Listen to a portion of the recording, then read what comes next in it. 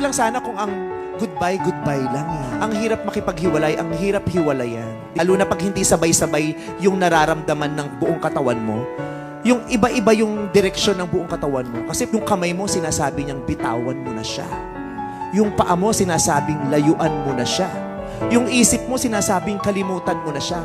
Pero yung puso mo, sinasabing mahal mo pa siya. Kasi yung tao, pwede mong hiwalayan agad.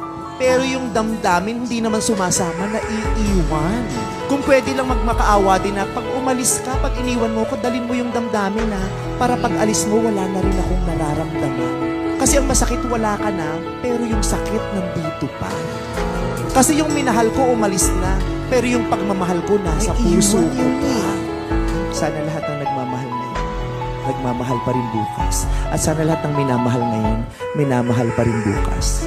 Dahil hindi tayo matutuwa pag may isang pusong sugatan. Dahil kahit anong gawin natin, kahit anong yakap ng kaibigan, hindi yan maiibsan.